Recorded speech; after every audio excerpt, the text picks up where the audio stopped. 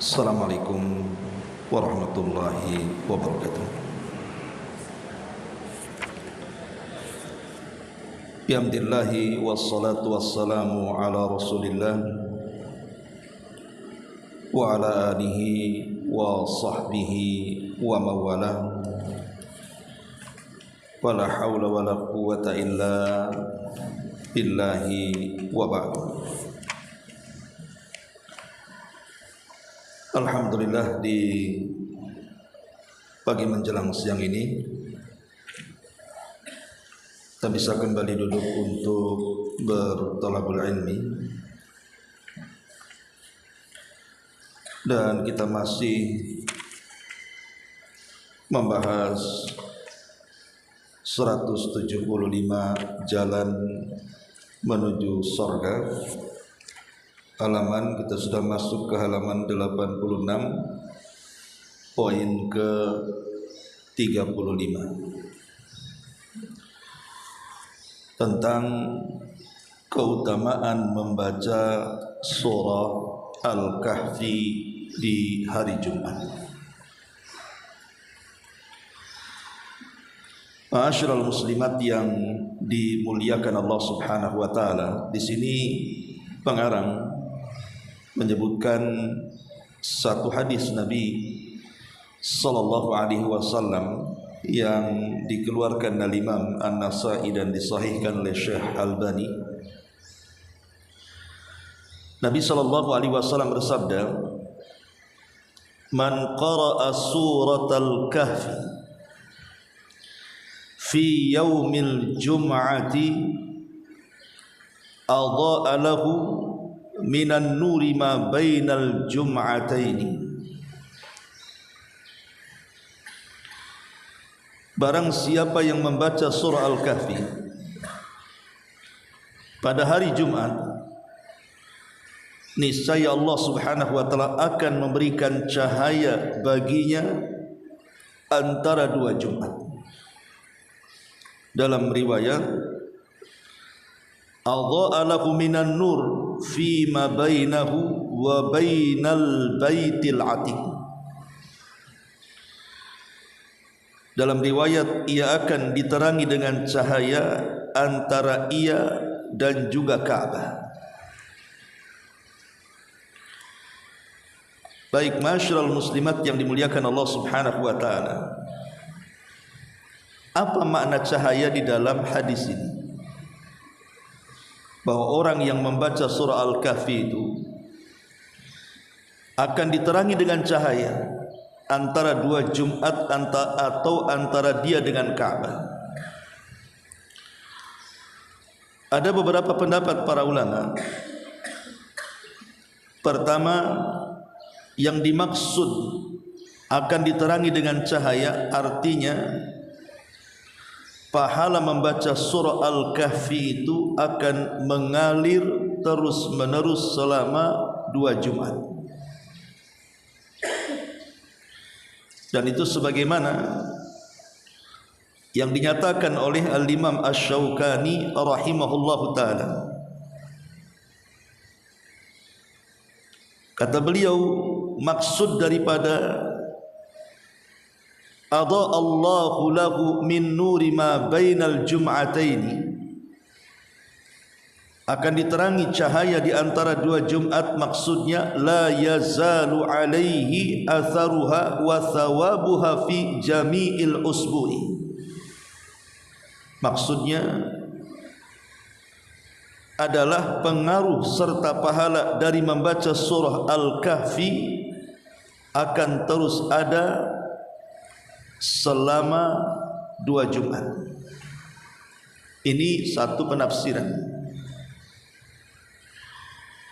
Pendapat yang kedua, yang dimaksud cahaya di sini adalah cahaya yang kelak akan didapat pada hari kiamat. Cahaya yang akan didapat pada hari kiamat. Sebagaimana dinyatakan oleh Imam An-Nawawi rahimahullahu taala, maksudnya nuran li sahibiha yaumal qiyamah, annahu yakunu ajruha nuran li sahibiha yaumal qiyamah. Maksudnya ia akan mendapatkan ganjaran kebaikan berupa cahaya kelak pada hari kiamat.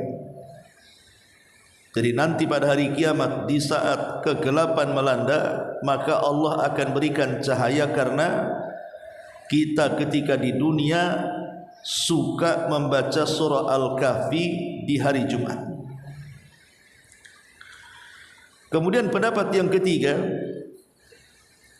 yang dimaksud cahaya di sini artinya cahaya hidayah. Maksudnya cahaya hidayah yang menghindarkan kita dari perbuatan kemaksiatan di antara dua Jumat. Jadi kalau kita membaca surah Al-Kahfi di hari Jumat, maka antar dua Jumat kita ini dihindarkan dari kesesatan dan kemaksiatan kepada Allah Subhanahu wa taala. Sebagaimana dinyatakan juga Imam An-Nawawi rahimahullahu taala, dia mengatakan annaha tamna'u minal ma'asi wa tanha 'anil fahsya'i wal munkar wa tahdi ila shawabi kama anna an-nura yustadha'u bihi. Kata Imam Nawawi, maksudnya adalah dia terhalang untuk berbuat kemaksiatan dan dia tercegah dari perbuatan keji dan kemungkaran dan diberikan petunjuk kepada kebenaran sebagaimana cahaya yang sudah meneranginya. Dan pendapat yang terakhir, maksudnya cahaya dalam hadis ini artinya dosa-dosanya diampuni di antara dua Jumat.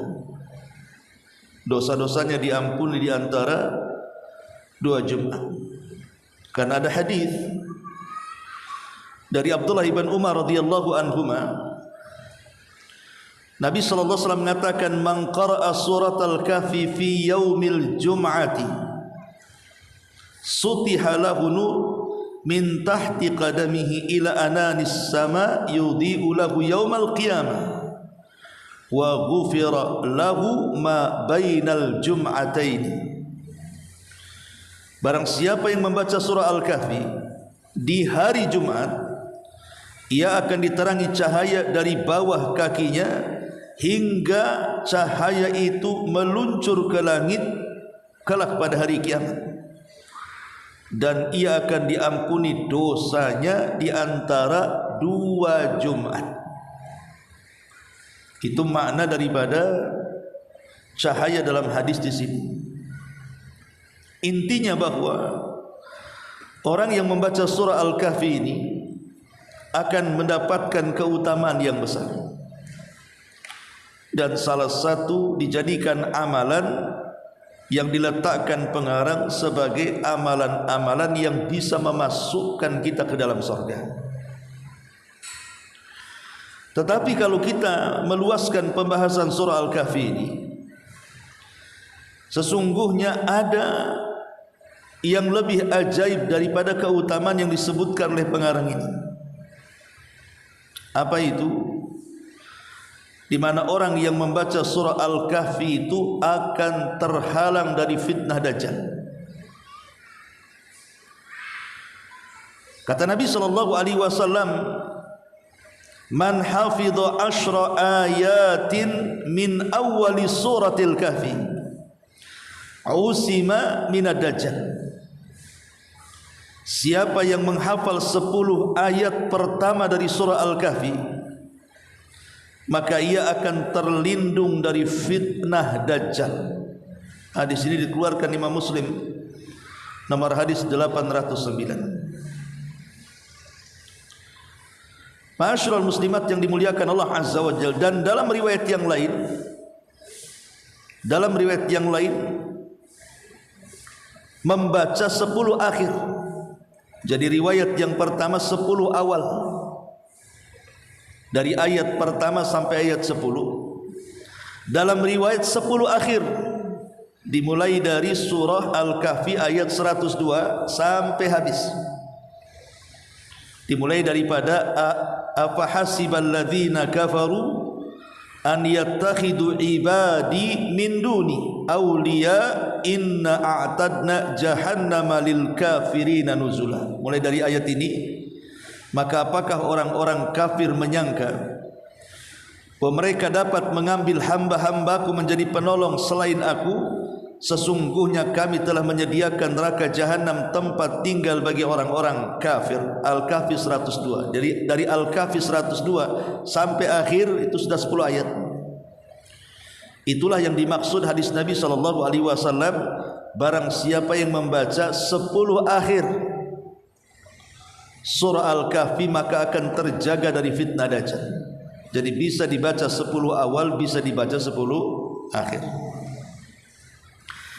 Adapun tentang pensyariatan membaca surah Al-Kahfi di hari Jumat, memang terjadi silang pendapat soal riwayat. Ada yang melemahkan, ada yang mensahihkan. Dan Syekh Muhammad Nasiruddin Al-Albani rahimahullahu taala adalah salah satu ulama yang mensahihkan sunnah membaca surah Al-Kahfi itu di hari Jumat. Walaupun Syekh Abdullah bin Baz, kemudian Syekh Al-Mustafa Al-Adawi, Abu Ishaq Al-Huwaini, Abdul Karim Al-Khudair dan banyak masyayikh juga, mereka lebih memilih mendhaifkan. Tetapi yang jelas bahwa banyak para ulama berpendapat di dalam kitab-kitab mereka bahwa membaca surah Al-Kahfi di hari Jumat itu sangat disyariatkan. Maka bacalah surah Al-Kahfi di hari Jumat, terutama di pagi hari yang paling afdal. Di waktu fajar itu paling utama membaca surah Al-Kahfi di hari Jumat. Lalu apa hubung kait antara fitnah Dajjal dengan surah Al-Kahfi ini? Kenapa begitu ajaib surah Al-Kahfi ini bisa menghindarkan kita dari fitnah Dajjal? Bukankah di dalam Al-Quran surat-surat itu sangat banyak? Dari mulai Al-Fatihah, kemudian Al-Baqarah sampai surah An-Nas, itu ratusan surat. Tapi kenapa kemudian yang dipilih surah Al-Kahfi ini?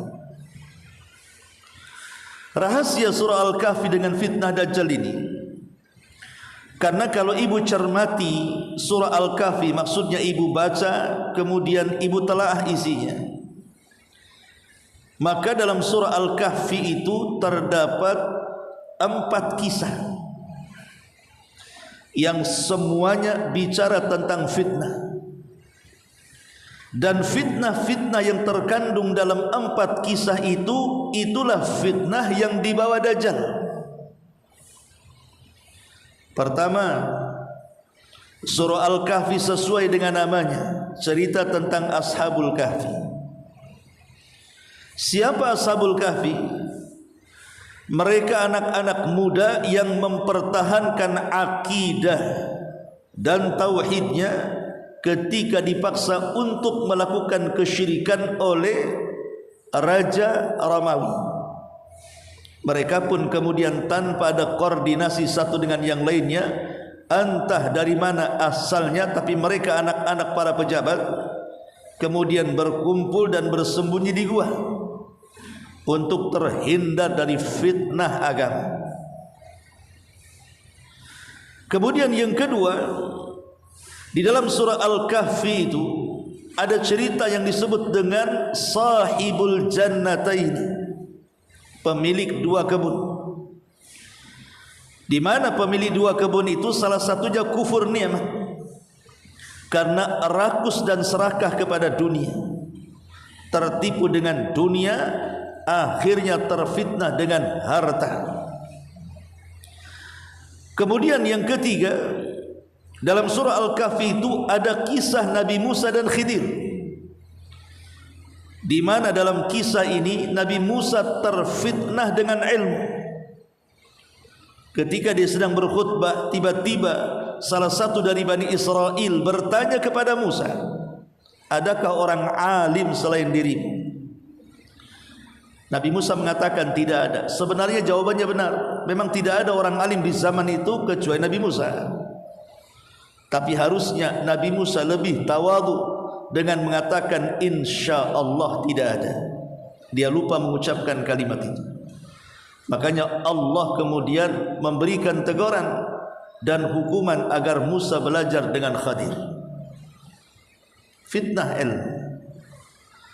Kemudian yang keempat, di dalam surah Al-Kahfi itu ada kisah yang disebut dengan kisah Dzulqarnain, raja pemilik dua tanduk. Seorang raja yang sangat adil, yang masuk Islam di tangan Nabi Allah Ibrahim. Bahkan dia pernah haji bersama Ibrahim. Kemudian dia keliling dunia. Menurut riwayat Ibnu Abbas selama 500 tahun tidak pernah duduk di singgasananya. Dia hanya menyerukan dakwah tauhid ke arah ujung timur, barat dan utara, barat dan timur, dan juga ke arah utara. Mendakwahkan dakwah tauhid sebagaimana disebutkan dalam surah Al-Kahfi, ketiga arah. Lalu apa maksudnya dengan fitnah Dajjal?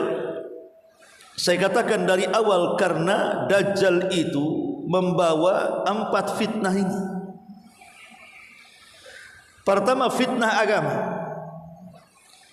Al-Imam Ibn Utsaimin rahimahullahu ta'ala mengatakan, pada awal kemunculan Dajjal itu, Dajjal tidak langsung mengaku dirinya Tuhan,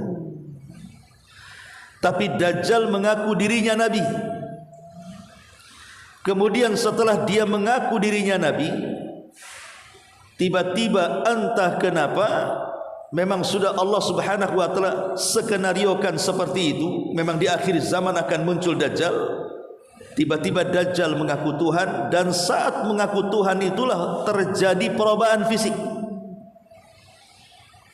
di mana Nabi SAW menyebutkan perubahan fisiknya. Dajjal itu bengkok kakinya, tidak lurus, bahasa kasarnya egang gitu. Kemudian Dajjal itu tiba-tiba buta sebelah kanannya buta. Kemudian mata yang buta itu menonjol seperti buah anggur yang keluar. Kemudian juga di dahinya tertulis kalimat kafara, kafir, dan tidak bisa dihapus. Dan bisa dibaca oleh orang yang bisa membaca atau yang tidak bisa membaca, orang yang menulis atau orang yang tidak bisa menulis. Kemudian rambutnya keriting, kribo, jelek. Kemudian dia besar, tetapi dia pendek. Dahinya lebar, dadanya bidang, dan dia tidak punya anak alias mandul. Coba kalau lihat penampilan Dajjal, ganteng atau tidak? Mana ada ganteng-gantengnya? Kakinya bengkok, matanya picak, kemudian keluar lagi kayak anggur. Kemudian di dahinya ada tulisan kafir. Kulitnya kemerah-merahan, rambutnya kriwel, gemuk, pendek. Mana ada gantengnya Dajjal itu? Dikasih 100 Dajjal pun tak mau ibu. Tapi masalahnya bukan di situ. Dajjal itu kalau cerita ganteng ada gantengnya. Masalahnya Dajjal itu berbeda dengan manusia biasa, karena diberikan oleh Allah subhanahu wa ta'ala hak rububiyah. Diizinkan untuk memakai hak rububiyah Allah subhanahu wa ta'ala. Kata Dajjal hujan, hujan. Kata Dajjal kering, kering. Kata Dajjal keluar wahai pembedaraan di perut bumi, keluar emas, perak, jamrud, macam-macam. Kata Dajjal tumbuh, tumbuh. Kata Dajjal datangkan makanan, datang roti 1 gunung. Mana ada manusia sesakti Dajjal? Fir'aun ngaku Tuhan, ya ngaku Tuhan. Namrud ngaku Tuhan, ngaku Tuhan. Bukhtun Nasr ngaku Tuhan. Zunwas ngaku Tuhan. 4 raja dunia ini semua ngaku Tuhan. Tetapi baik Fir'aun, baik Namrud, baik Bukhtun Nasr, baik si Zunwas itu, mereka ngaku Tuhan, tidak punya kesaktian sedikit pun. Mereka hanya ingin dipertuhankan karena memiliki kekuasaan dan pasukan. Kalau kau tidak mengatakan aku Tuhan, ku bunuh. Itu masalahnya. Tapi Dajjal berbeda. Dajjal itu diberikan kesaktian jauh lebih sakti dibandingkan seluruh tukang sihir satu dunia. Bahkan dia raja sihirnya. Tidak ada yang sesakti Dajjal. Diberikan rububiyah Allah, diizinkan oleh Allah memakai rububiyahnya. Itulah fitnah yang sebenarnya. Makanya kemudian banyak yang terfitnah akhirnya menjadi hamba-hamba Dajjal. Maaf, terutama ibu-ibu. Terutama ibu-ibu paling banyak mengikuti Dajjal. Kenapa coba? Ibu-ibu lebih banyak mengikuti Dajjal dibandingkan bapak-bapak. Karena kesenangannya yang berbeda. Kesenangan yang berbeda. Ibu punya kesenangan sendiri, bapak punya kesenangan sendiri. Terbukti di grup-grup WA. Kalau grup bapak-bapak kemudian rame, pasti cerita poligami. Tapi kalau ibu di grupnya paling keluar gambar tas, gambar baju, gambar gelang, ya kan Bu, gambar perhiasan. Kesenangannya berbeda. Lah, keinginan ibu-ibu soal dunia ini semua akan diberikan oleh Dajjal. Ibu mau apa Dajjal kasih. Tapi ibu kalau minta suami nggak akan dikasih. Itu masalahnya. Dajjal saya minta tas branded, kasih kan gitu. Dajjal saya minta baju terbaru, model terbaru, kasih. Emas, perak, semua dikasih. Itulah yang menjadikan kenapa ibu-ibu di zaman akhir zaman nanti menjadi lebih banyak menjadi para pengikut Dajjal. Saking khawatirnya bapak-bapak itu di zaman itu, sampai pulang mereka ke rumah-rumah, kemudian memborgol istrinya, anak wanitanya, bibinya, saudarinya, supaya jangan sampai dipertemukan dengan Dajjal. Sebab kalau sampai dipertemukan dengan Dajjal tidak akan selamat, pasti dan dipastikan menjadi pengikutnya. Tidak akan lolos. Dari mana kita tahu tidak akan lolos? Nabi yang mengatakan. Kata Nabi SAW, "Iyakhruj Dajjal wa ana hayyun fa ana hajijuduna." Kalau seandainya Dajjal itu muncul dan aku masih hidup, kata Rasul, aku yang akan membunuhnya.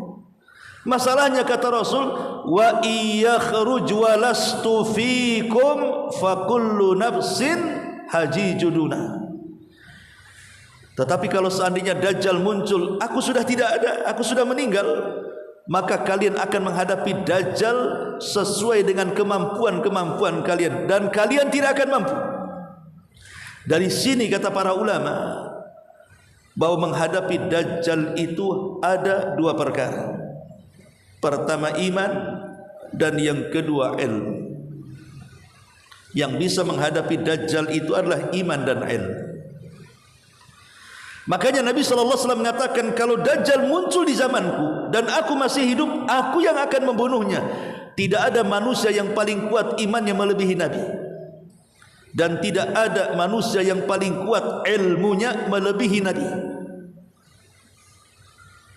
Masalahnya adalah orang-orang awam, entah karena kejahilannya, apabila cerita di akhir zaman kadang-kadang komennya aneh-aneh.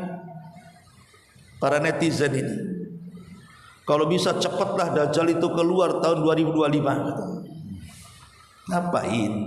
Ya. Disuruh cepat keluar tahun 2025. Kalau kemarin tahun 2024 tak muncul juga. Terus kalau seandainya Dajjal muncul, emang siapa Anda? Di zaman Nabi SAW menceritakan, nanti di akhir zaman ada orang yang sok bisa menghadapi Dajjal. Ketika dia berjumpa, kelepak-kelepak dia dengan Dajjal, ikut jadi pengikutnya. Makanya kenapa tidak ada satupun nabi sejak zaman Nuh sampai Rasul kita Muhammad sallallahu alaihi wasallam menginginkan Dajjal keluar di zaman mereka. Tidak ada satupun nabi menginginkan Dajjal keluar di zaman mereka. Kenapa? Karena keluarnya Dajjal ini bisa merusak akidah, itu masalahnya. Makanya Nabi SAW mengatakan, ma min nabiyyin illa anzara qaumahu an fitnati al-masihid dajjal. Tidak ada satupun nabi, kata Rasul, kecuali memperingatkan umatnya tentang fitnah Dajjal. Seolah-olah para nabi mengatakan, jangan sampai Dajjal hidup di zamanku. Seolah-olah Nuh mengatakan, jangan sampai Dajjal hidup di zaman. Ibrahim mengatakan, jangan sampai Dajjal hidup di zamanku. Nabi Saleh, Nabi Syuaib, Nabi Isa dan seluruh para nabi. Kenapa? Karena masing-masing para nabi mengingatkan soal fitnahnya yang sangat besar. Kalau para nabi saja tidak menghendaki Dajjal itu muncul di zaman mereka, kok netizen hari ini mengharap kemunculannya? Kalau bisa tahun 2025 lah, perang-perang sekali. Ini alam sudah busuk, dah macam-macam ceritanya. Sudah tidak baik-baik saja, kata. Pemerintah sudah zalim, pejabatnya sudah korup, pajak naik, demo di mana-mana. Kalau bisa cepat aja Dajjal keluar, katanya. Apa kalimat seperti ini? Konyol. Jangan-jangan anda pula yang pertama kali mengikut Dajjal di barisan pertama. Jadi fitnah yang pertama itu adalah fitnah agama.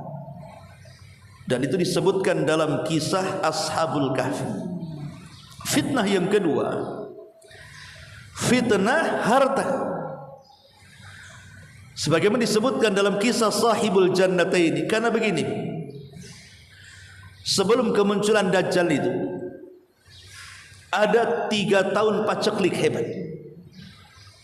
Tahun pertama langit ditahan sepertiga, sehingga sepertiga bumi kering dan tidak menumbuhkan tumbuhan. Tahun kedua bukan hanya sepertiga, 2/3 langit ditahan, tidak turun hujan, sehingga 2/3 bumi pun ikut kering dan tidak tumbuh tumbuhannya. Dan tahun ketiga total langit ditahan, tidak ada satu tetes hujan yang menetes di bumi, sehingga bumi satu dunia kekeringan. Hewan-hewan mati, tumbuh-tumbuhan mati, kelaparan di mana-mana. Saat itulah Dajjal muncul. Datang kepada manusia dengan membawa satu gunung roti dan menawarkan kepada manusia, ikut saya makan, tak ikut saya mati. Akhirnya banyak ikut Dajjal karena faktor makanan. Itulah yang dilakukan oleh orang-orang orientalis,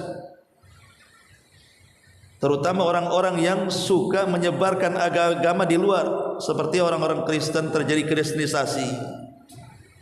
Bagaimana caranya memurtadkan umat Islam? Dengan cara makanan. Cari tempat-tempat yang sedang terkena musibah kadang-kadang, ya. Kemudian terjadi hebat pengungsian di mana-mana. Mereka pun membutuhkan pakaian, makanan, selimut dan yang semacamnya, termasuk obat-obatan. Datanglah mereka menawarkan obat-obatan, pakaian, makanan, minuman, kesejahteraan dan begitu seterusnya, agar orang-orang itu berpindah dan siap dibaptis. Persis seperti Dajjal. Berdakwah dengan cara apa? Menyodorkan dunia. Makanya Dajjal akan datang ke sebuah perkampungan yang sudah kering kelontang, sudah kelaparan, hewannya sudah kurus, tidak ada lagi makan yang dimakan, mereka pun sudah banyak kelaparan, hampir mati. Maka Dajjal kemudian mengatakan kepada mereka, kalau hidup kalian ingin makmur, ikuti aku. Dan oleh Dajjal dibuktikan, hujan, tumbuh, keluar kau bumi, perhiasan-perhiasan keluar. Apalagi apa yang dikehendaki orang-orang itu dipenuhi oleh Dajjal. Bagaimana tidak orang-orang mengaku Tuhan, menuhankan Dajjal, sedemikian saktinya Dajjal itu. Dengan menyodorkan kekayaan, banyak orang yang jadi pengikut Dajjal. Itulah fitnahnya Dajjal itu. Keinginan manusia semua dipenuhi, tapi kalau sebuah tempat menolak, tidak mau menyembah dirinya, maka Dajjal akan membiarkan mereka kelaparan, kemudian mati kekeringan. Ma'asyiral muslimat yang dimuliakan Allah Azza wa Jalla, inilah fitnah dahsyat Dajjal itu karena harta. Ya, karena memang harta sendiri, kata Nabi SAW, setiap umat ini punya fitnahnya, dan fitnah umat Islam itu ada di harta. Ada di harta.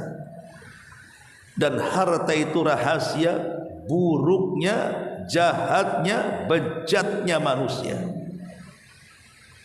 Lihat isu-isu hari ini kan.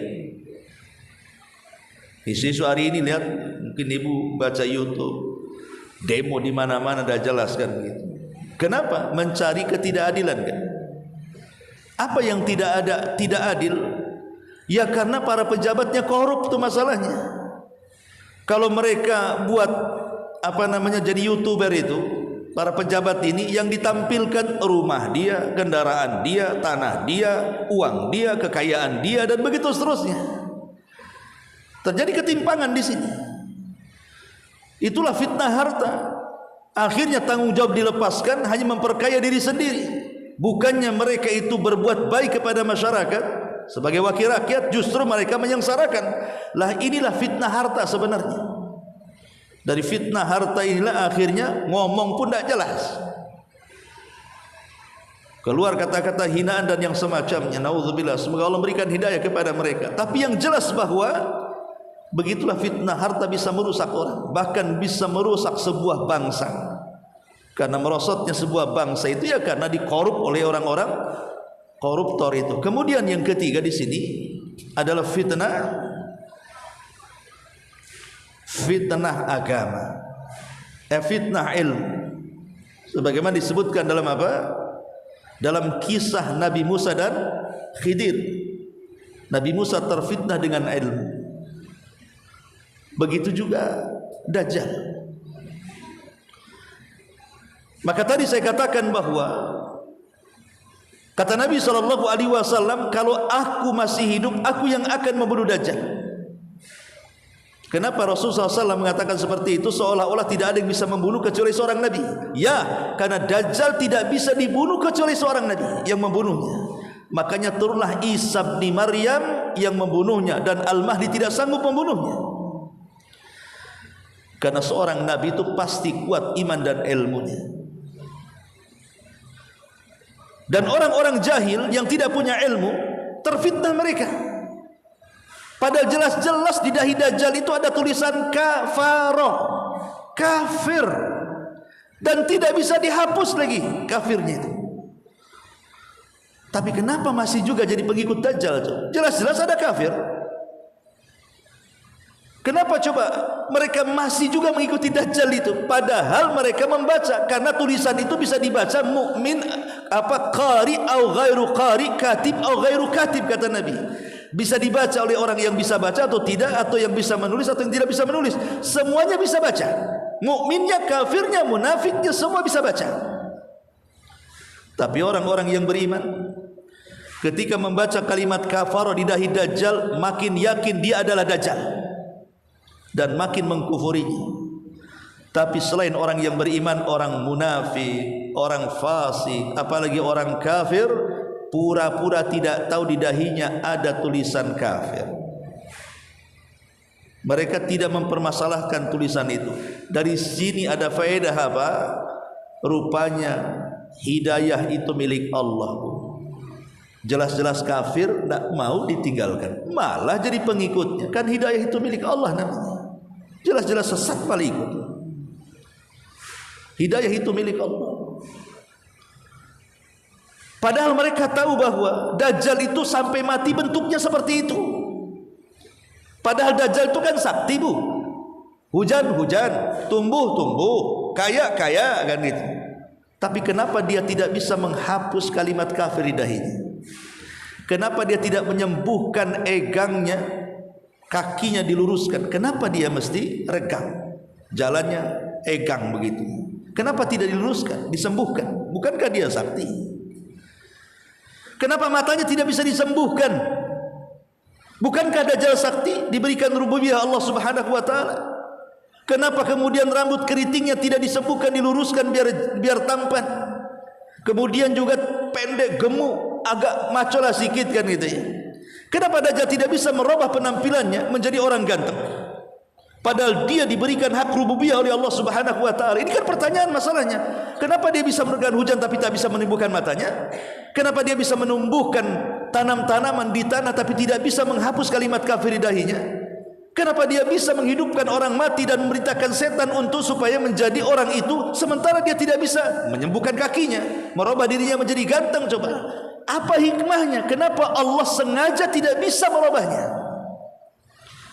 Supaya manusia tahu bahwa yang sempurna itu hanyalah Allah Subhanahu wa taala. Itu jawabannya.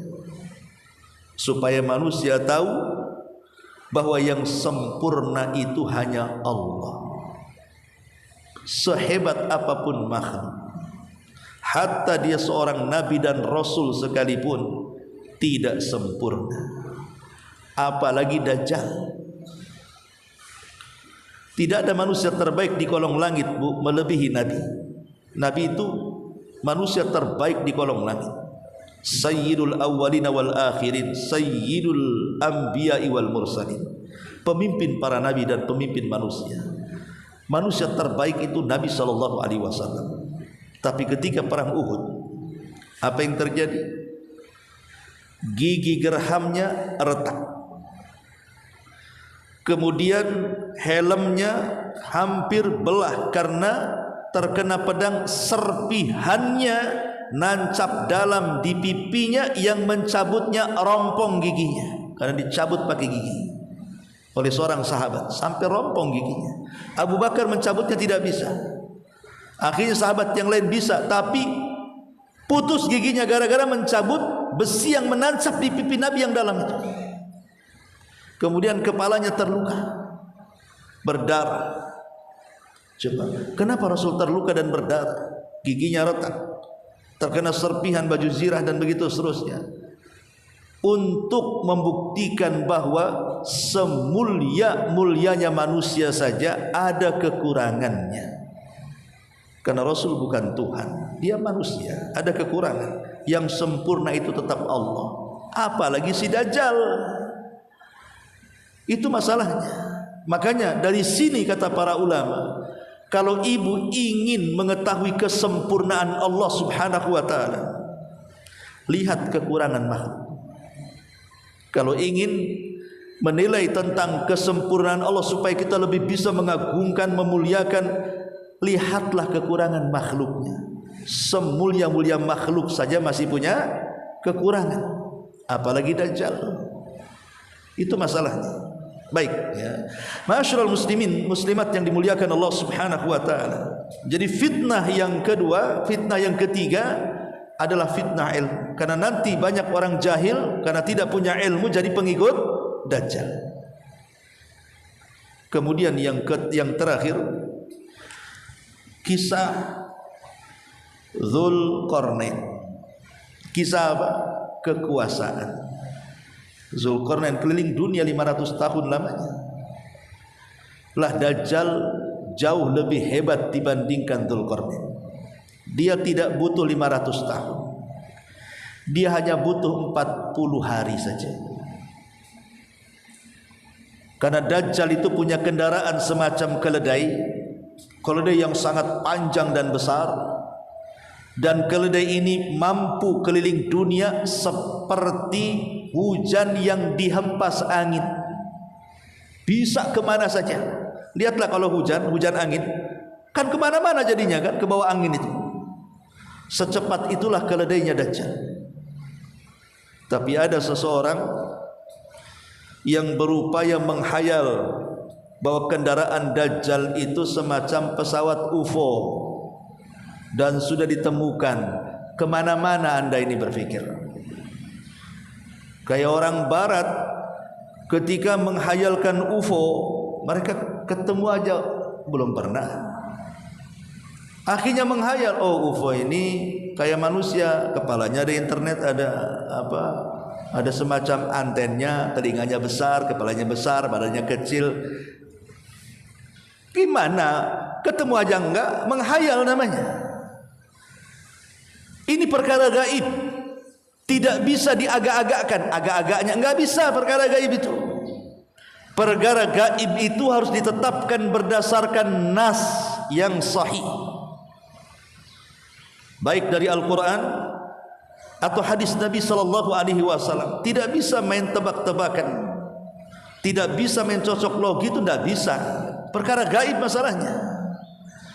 Perkara gaib itu kita tetapkan apa yang Allah firmankan dan kita tetapkan apa yang sabda Nabi sallallahu alaihi wasallam sabdakan.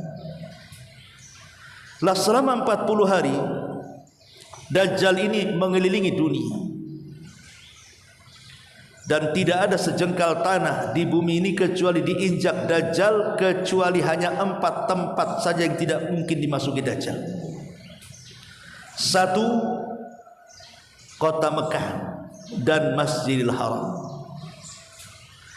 Yang kedua, kota Madinah dan Masjid Nabawi.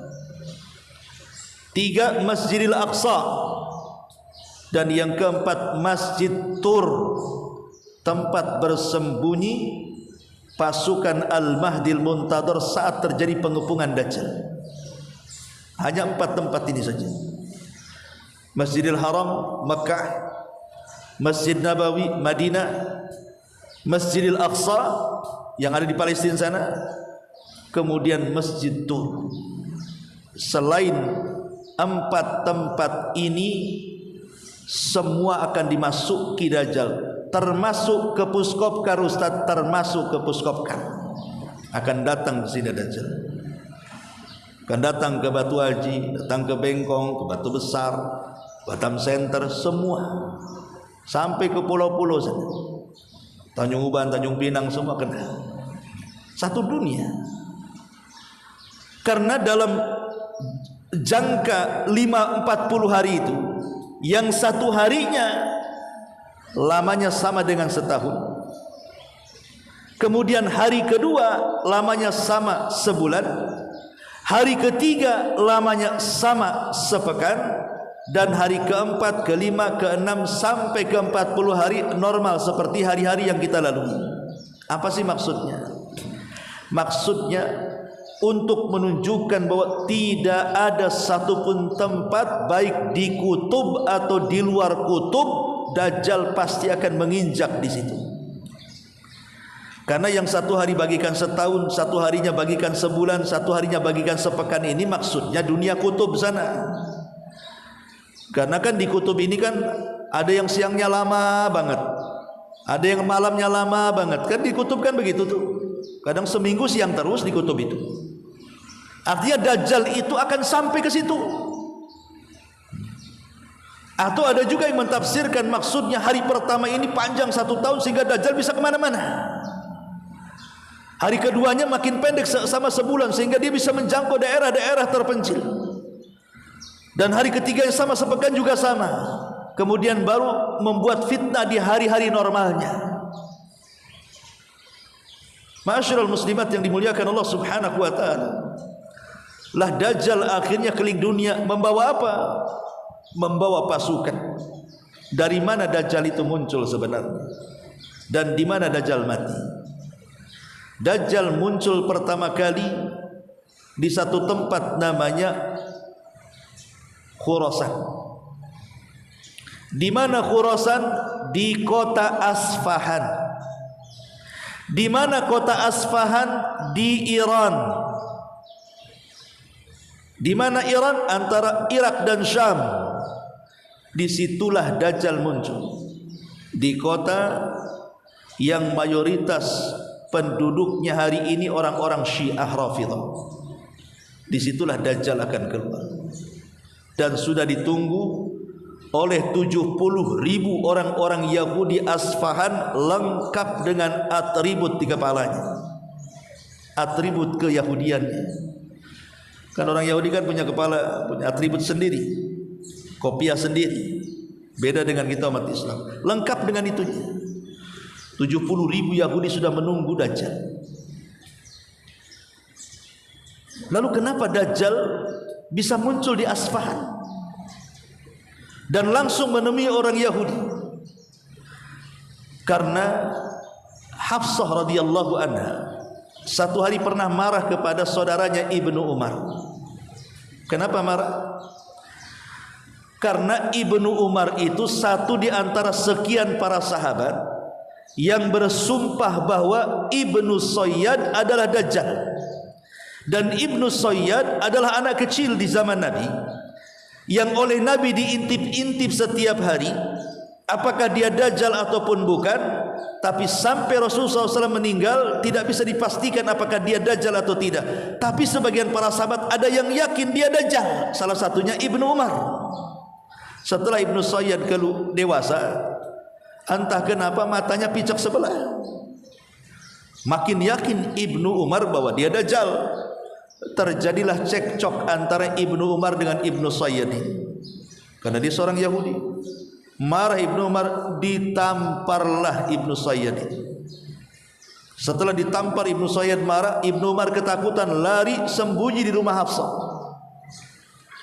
Kemudian diceritakan kepada Hafsah istri Nabi, karena saudaranya. Hafsah mendengar, karena Hafsah juga salah satu yang ikut mengatakan Ibnu Sayyad Dajjal. Marah sama Ibnu Umar, kenapa kau tonjok dia? Tidakkah kau mendengar Nabi SAW bersabda, la yakhrujud Dajjal illa ala ghadbatin yaghdibuha. Tidak mungkin Dajjal itu keluar kecuali karena ada kemarahan yang menyulutnya. Kenapa kau sulut kemarahannya, katanya. Dari hadis ini, kalau melihat ke akhir zaman, Dajjal ini muncul setelah perang Armageddon, atau dalam Islam disebut dengan Malhamatul Kubra. Ketika umat Islam terjadi perdamaian dengan orang-orang Nasrani di akhir zaman, kemudian saling menyokong karena memerangi negara-negara yang berbeda agama. Jadi Islam dengan Nasrani nanti akan gabung di akhir zaman, memerangi musuh-musuh di luar daripada Islam dan Nasrani, dan menang. Kemenangan ini diklaim bahwa ini kemenangan orang-orang Nasrani, karena alasannya jumlah mereka lebih banyak dibandingkan jumlah umat Islam di akhir zaman. Sehingga mereka berteriak-teriak, ghalabas salib, ghalabas salib. Salib yang menang, salib yang menang. Umat Islam marah. Yang ngomong seperti ini dibunuh. Kemudian berteriak, balillah ghalab. Allah yang memenangkan peperangan ini, bukan kalian. Setelah terjadi pembunuhan ini, orang-orang Nasrani berkhianat dari perjanjian, akhirnya saling serang menyerang. Terjadilah peperangan maha dahsyat sepanjang sejarah. Dari awal peperangan lebih dahsyat dari perang dunia pertama, dunia kedua, atau mungkin boleh jadi ini perang dunia ketiga. Karena disebut Malhamatul Kubra. Malhamah itu diambil dari kata lahmun, artinya daging. Kubra itu maha besar. Lalu apa hubungannya daging dengan besar? Karena ada sebagian ulama yang berpendapat bahwa peperangan ini akan kembali seperti peperangan di zaman Nabi. Kembali ke panah, kembali ke tombak, kembali ke pedang, kembali ke tameng, kembali ke kuda, ke unta, ke baju zirah, dan begitu seterusnya. Sehingga perang ini akan berhadap-hadapan, saking dahsyatnya saling bacok-bacokan, akhirnya daging itu sampai aur-auran sampai ke atas, ngapung semuanya gitu. Maka disebut malhamah. Daging orang itu muncrat kemana-mana karena kena sabetan, maka disebut perangnya malhamah. Adapun kubro karena perangnya maha dahsyat, yang orang-orang Yahudi menyebutnya Armageddon, tapi kita katakan Malhamatul Kubra berdasarkan hadis Nabi. Lah setelah kemudian terjadi peperangan ini, kaum muslimin menang, mengalahkan orang-orang Nasrani. Masalahnya sewaktu Islam dengan Nasrani berperang dalam pertempuran maha dahsyat, Yahudi nyumpet. Orang-orang Yahudi sembunyi, tidak berani muncul. Mereka tidak berani mengibarkan bendera untuk ikut membantu Nasrani menyerang kaum muslimin. Malah ketakutan ngumpet mereka. Karena ketakutan itulah Dajjal marah. Kenapa pengikutnya tidak ikut perang? Kenapa malah ngumpet? Disitulah Rasul mengatakan tidaklah Dajjal keluar kecuali karena disulut kemarahan. Dajjal marah. Kenapa orang Yahudi pengecut? Maka Dajjal menemui orang Yahudi di Asfahan, kemudian mengatakan, ku pimpin kalian. Sejak itulah Yahudi merasa besar karena punya pemimpin Dajjal. Adapun orang Nasrani dikalahkan kaum muslimin sampai ke jantung kota Eropa. Ketika sampai di jantung kota Eropa, semua kaum muslimin menang. Bahkan ada satu kota yang separuhnya di daratan, separuhnya di lautan, diruntuhkan hanya dengan kalimat takbir Allahu Akbar. Runtuh kota itu. Betul-betul kemenangan kaum muslimin yang gemilang. Tapi ketika mereka sedang istirahat karena kemenangan, harta ghanimah, rampasan perang di hadapan mereka, mereka sedang menggantungkan pedang-pedang mereka di pohon-pohon zaitun, tersebar berita kemunculan Dajjal di Syam dan hendak masuk ke rumah-rumah mereka. Maka Al-Mahdi mengirim 10 penunggang kuda. Kata Rasul, aku tahu sifat kudanya, aku tahu sifat penunggangnya, dan mereka saat itu sebaik-baik penunggang kuda. Diutus untuk mencari-cari kabar, betul enggak Dajjal itu datang ke rumah-rumah para tentara yang ditinggalkan. Tapi kabarnya hoax. Rupanya Dajjal tidak masuk ke rumah-rumah para tentara yang ditinggalkan perang. Tapi memang saat itu Dajjal muncul dari arah Khurasan, dari kota Asfahan, dari kota Iran. Dan ini berdasarkan hadis Nabi SAW sekaligus membantah pendapat yang mengatakan Dajjal itu keluar dari segitiga Bermuda, seperti pendapat Isa Daud dalam dialog jinnya. Tidak, Dajjal tidak keluar dari segitiga Bermuda. Dajjal itu keluar dari arah timur kota Madinah, maksudnya dari Irak. Disitulah dia bawa pasukan. Mulai kemudian bangsa Turuk bergabung dengan Dajjal. Bangsa Turuk itu ya wajah-wajahnya kayak orang-orang kita lah, orang-orang Asia gitu ya. Itu banyak ikut, banyak pengikut Dajjal. Karena Dajjal itu tadi datang karena kan sebelumnya memang langit dan bumi itu tidak bersahabat. Karena 3 tahun pertama itu kan sebelum Dajjal muncul kan paceklik di mana-mana tuh, kelaparan di mana-mana. Sehingga Dajjal merayu manusia supaya jadi pengikutnya. Akhirnya separuh dunia jadi pengikutnya. Sampai Al-Mahdi dengan pasukannya tidak bisa menghadapinya. Terpaksalah sembunyi di Masjid Tur dengan sisa pasukan kaum muslimin. Bahkan karena terkepung Imam Mahdi itu, kepala kerbau lebih berharga dibandingkan segudang emas. Kenapa? Mereka kelaparan, dikepung, nggak bisa keluar. Sampai akhirnya Allah takdirkan Isa Al-Masih turun dari langit. Itulah yang merubah sejarah dan membalikan keadaan. Al-Mahdi punya kekuatan karena Isa turun untuk menolongnya, memimpin perang dengan Al-Mahdi untuk membunuh Dajjal dan menghabisi orang-orang Yahudi. Sampai ketika Dajjal berjumpa dengan Isa, dia lari ke arah timur dikejar, lari ke barat dikejar, lari ke arah manapun dikejar. Akhirnya mentok di Babil Lut. Babil Lut itu kota yang dikeramatkan Israel hari ini, namanya kota Babil Lut. Dan mentok di situ, nggak bisa kemana-mana lagi. Akhirnya Isa mengambil tombaknya. Ketika melihat Isa seperti lilin leleh karena api, dia langsung menyerah. Dan langsung kemudian ditusuk oleh Isa dan dipenggal kepalanya. Kemudian diperlihatkan kepada orang Yahudi, pemimpin kalian sudah mati. Disitulah orang Yahudi kocar kacir, korat karit. Akhirnya mereka tidak punya lagi kekuatan karena pimpinan yang selama ini bisa menguasai dunia sudah mati. Mereka pun sebagai sembunyi di balik pohon. Pohon pula bisa bicara. Hei Muslim, ini orang Yahudi di belakang saya, bantai dia. Sembunyi di batu-batu pula bisa bicara. Hei Muslim, ini di belakang batu ada orang Yahudi, bantai dia. Akhirnya tidak ada satu tempat untuk bersembunyi orang Yahudi kecuali satu pohon yang melindungi Yahudi, yang disebut dengan pohon Gharqad. Itulah orang Yahudi hari ini di Israel menanam besar-besaran pohon Gharqad itu. Pernah terjadi kebakaran karena dikirim layangan api, kemudian habis hutannya, ditanam lagi karena mereka yakin pohon Gharqad itu yang bisa melindungi mereka. Hadis ini bocor kepada orang Yahudi. Tetapi pohon Gharqad itu bukan pohon cemara, karena ada dulu desas-desus, kalau tidak salah di Jawa Timur, bahwa pohon cemara itu Gharqad harus ditebang semuanya katanya.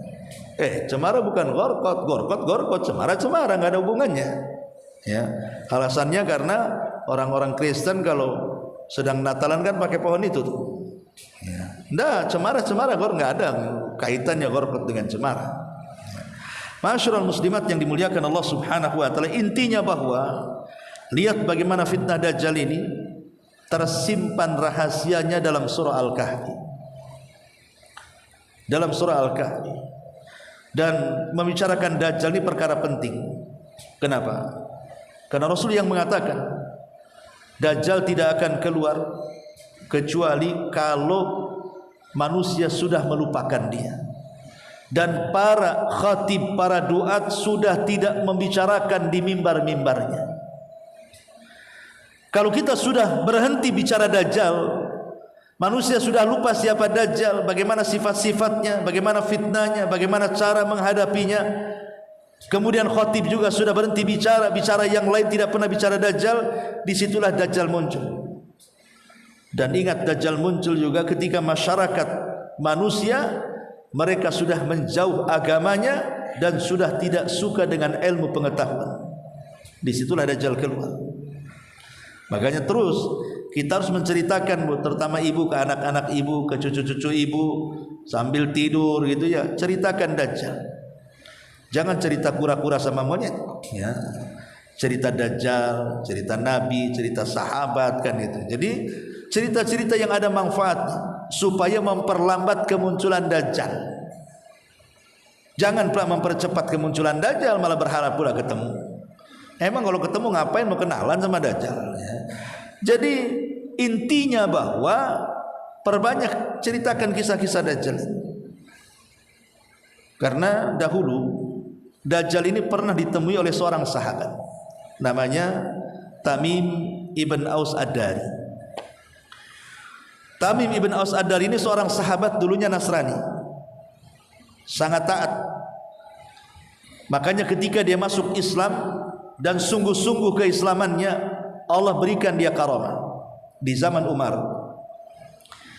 ada seorang yang bernama Harmalah Al-Hanafi.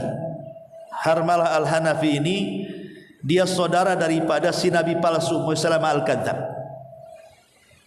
Di zaman Umar datang kepada Amirul Mukminin dan ingin mengislamkan dirinya dan mengatakan, wahai Umar, aku ingin masuk Islam sebelum kau tangkap. Sebab kalau ditangkap masuk Islam jadi budak. Saya masuk Islam sebelum kau bantai aku, sebelum kau bunuh aku ingin masuk Islam. Akhirnya Umar pun menerima keislaman Harmalah Al-Hanafi.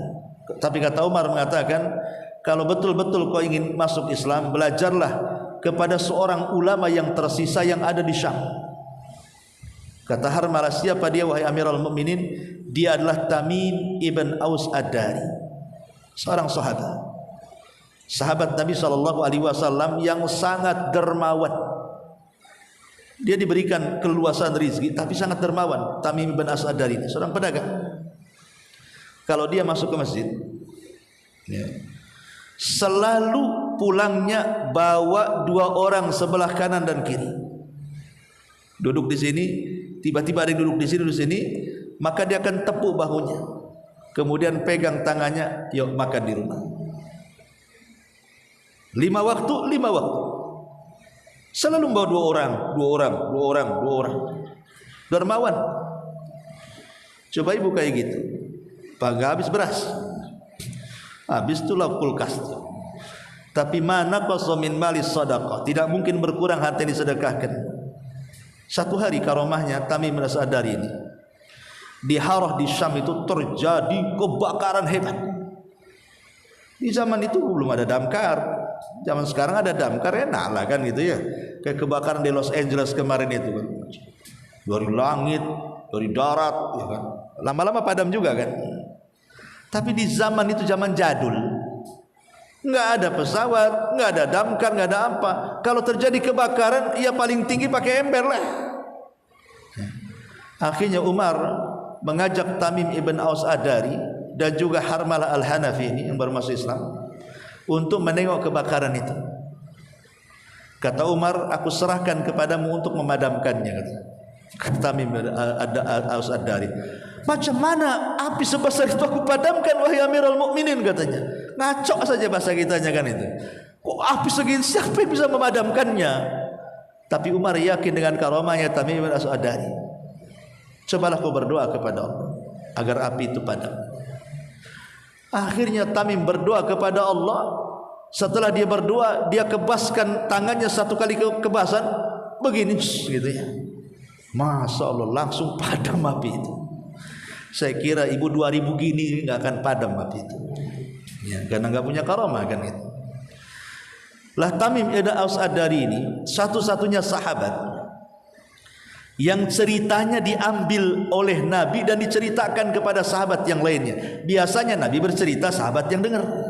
Ini enggak sahabat yang bercerita, Nabi yang dengar, Nabi sampaikan pula ceritanya. Itu satunya-satunya sahabat yang bercerita, Nabi dengar dan disebarkan. Itulah kisahnya Tamim ibn Aus Ad-Dari. Dia bercerita kepada Nabi, saya ini dulunya seorang pelaut dan saya nahkodanya. Satu hari saya membuat 30 awak kapal.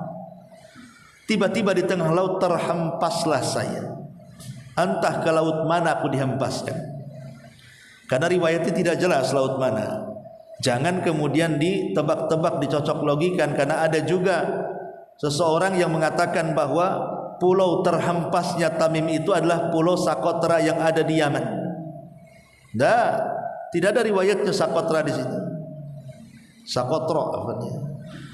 Di situ tidak dijelas, pokoknya terhempas ke sebuah pulau. Pulau sebelah mananya tidak tahu, wallahu alam. Ketika kemudian terhempas ke sebuah pulau karena ombak yang sangat dahsyat, Tamim dan 30 awaknya kemudian sambil menunggu ombak reda, dia turun. Ya, kan biasa itu kalau udah ombak besar kan kapal-kapal nyandar-nyandar di pulau-pulau kan. Kurang lebih lah kayak gitulah. Turun dia. Karena tidak ada makanan, tidak ada minuman, dia harus cari, masuk dia ke hutan.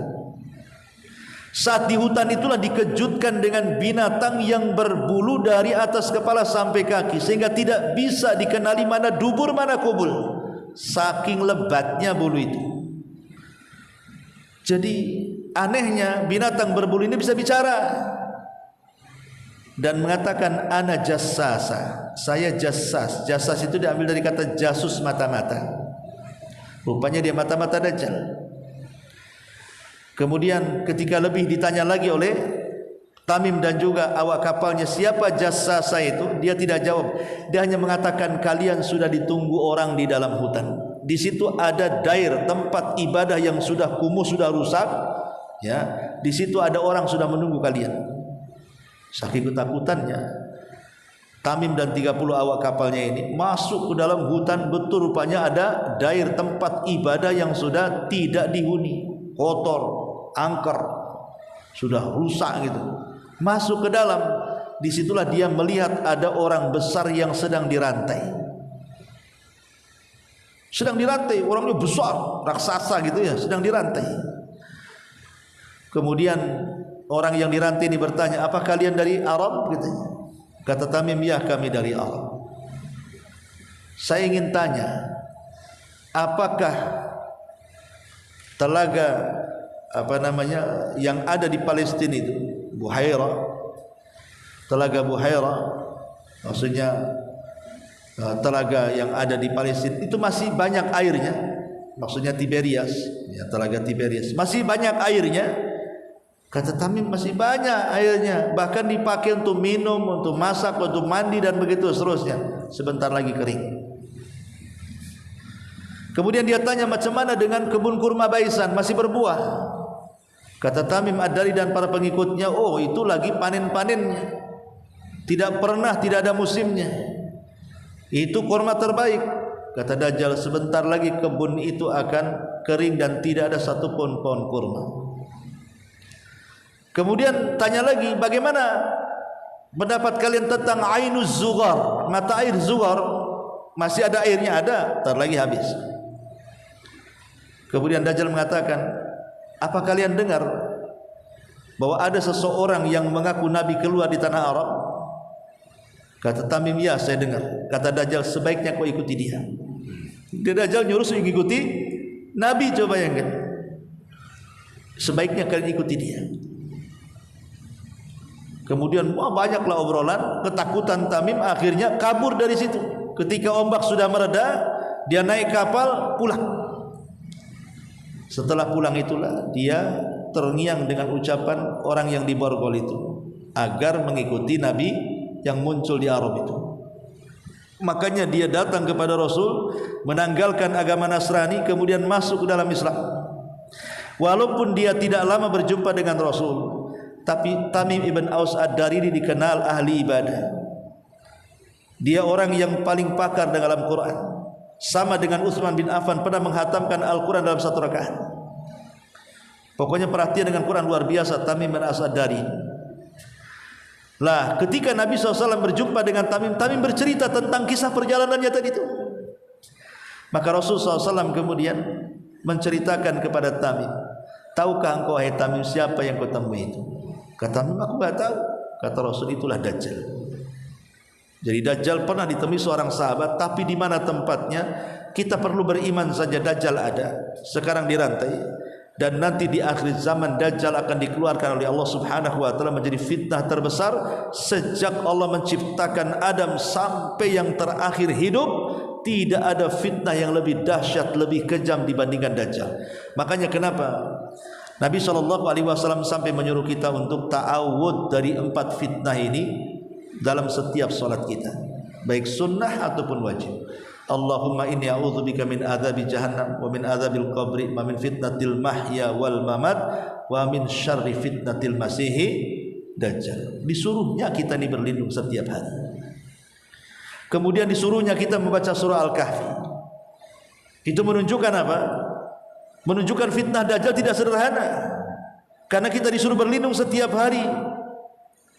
Minimalnya di 5 waktu salat. Belum lagi sepekan sekali hari Jumat membaca Al-Kahfi. Dan kita meminta kepada Allah Azza wa Jalla kalau bisa jangan dipertemukan dengan Dajjal. Bahkan seandainya berjumpa dengan Dajjal, kata Nabi, karena kasih sayang Nabi kepada umatnya loh ya, Rasul mengatakan kalau kalian ketemu Dajjal dan Dajjal membawa air yang putih yang keluar dari bumi, kemudian sebelah kanannya api yang menyala-nyala, kata Nabi SAW, kalau kalian sudah kadang berjumpa, pejamkan mata, masuk ke dalam api, jangan masuk ke air. Karena api itu hakikatnya air, dan air itu hakikatnya neraka. Sampai Rasulullah mengatakan, falyan aanhu, kalau bisa kabur, kabur. Tapi kalau tidak bisa, pejamkan mata. Saking sayangnya Rasul dengan kita, takut terfitnah dengan Dajjal. Wallahu alam, ini diantara sedikit tentang rahasia dalam surah Al-Kahfi dan fitnah Dajjal dan keutamaan membaca surah Al-Kahfi dan salah satu jalan menuju surga yang diletakkan pengarang dalam kitab ini. Baik, sebelum saya tutup, kalau ada yang bertanya silakan.